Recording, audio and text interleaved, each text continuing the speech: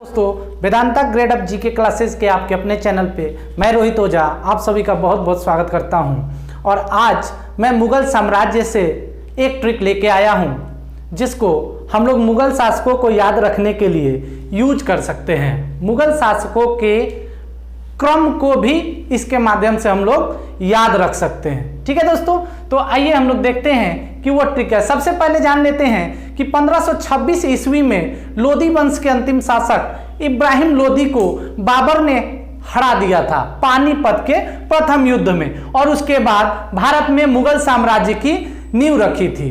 ठीक है, तो हम लोग सबसे पहले ये जान गए कि बाबर के द्वारा पानीपत के प्रथम युद्ध जीतने के बाद मुगल साम्राज्य की स्थापना भारत में की गई थी और इब्राहिम लोदी को हराकर। तो हमारा ट्रिक है भाजपा। हम लोग याद करने के लिए भाजपा लिख सकते हैं। रियल में यहां हम लोगों को पी के जगह पर एस याद करना है।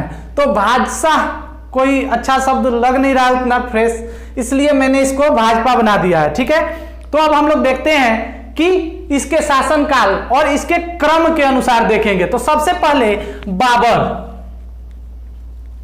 और बाबर का शासनकाल 1526 में पानीपत का प्रथम युद्ध जीता था।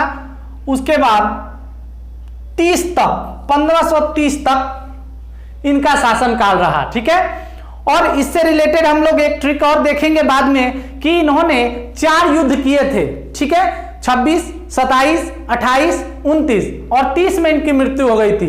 ये खत्म होने के बाद उस ट्रिक पर भी हम लोग चर्चा करेंगे। तो आइए देखते हैं कि सेकंड, पहले बाबर, फिर हुमायूं, उसके बाद कौन आया था? हुमायूं। और ये 1530 से लेकर 1556 ईस्वी तक शासन किए। इस बीच में ही शेरशाह के द्वारा हुमायूं को हरा दिया गया था। ठीक है, और शेरशाह ने 1540 से लेकर 1500 और इनका शासनकाल 1540 से लेकर 45 तक था।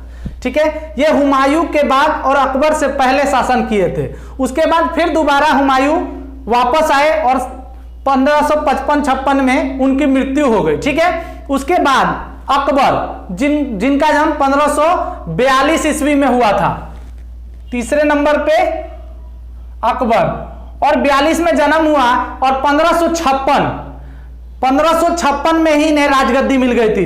तो 1556 से लेकर 1605 तक अकबर ने शासन किया। 1556 से लेकर 1605 तक अकबर ने शासन किया। उसके बाद आए जहांगीर।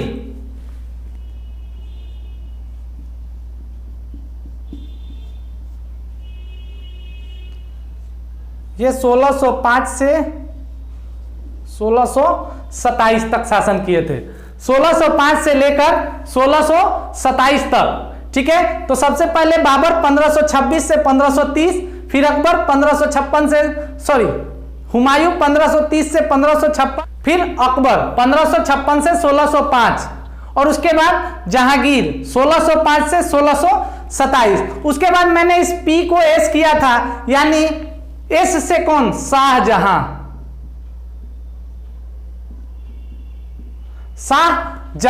और शाहजहां का शासनकाल था 1627 से लेकर 1657 तक।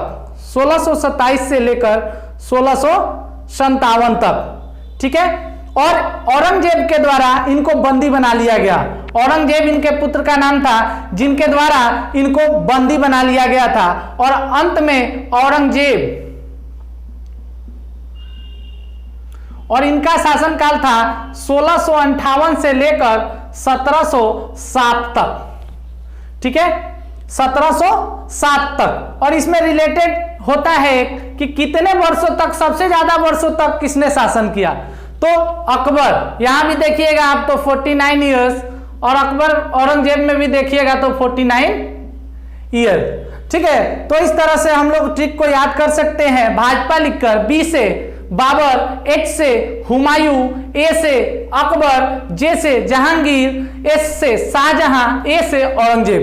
तो इस तरह से हम लोग पूरा ट्रिक के माध्यम से याद रख सकते हैं। एक चीज याद रखना है कि 1530 से 56 के बीच इनका शासनकाल तो दिया जाता है, लेकिन 1540 में शेरशाह सूरी ने इनको हरा दिया था।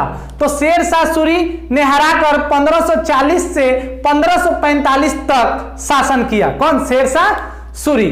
ठीक है, अब देखिए इनका शासनकाल। सबसे पहले 1526 से लेकर 1530 तक बाबर, उसके बाद हुमायूं 1530 से 1556, फिर अकबर 1556 से 1605, फिर जहांगीर 1605 से 1627, फिर शाहजहां 1627 से 1657 और अंत में औरंगजेब 1658 से लेकर 1707 तक। ठीक है, इसके बाद उत्तरकालीन मुगल साम्राज्य के बारे में भी हम लोग ट्रिक से चर्चा करेंगे। उनके सभी शासकों के नाम ट्रिक के माध्यम से याद कराने की कोशिश करूंगा।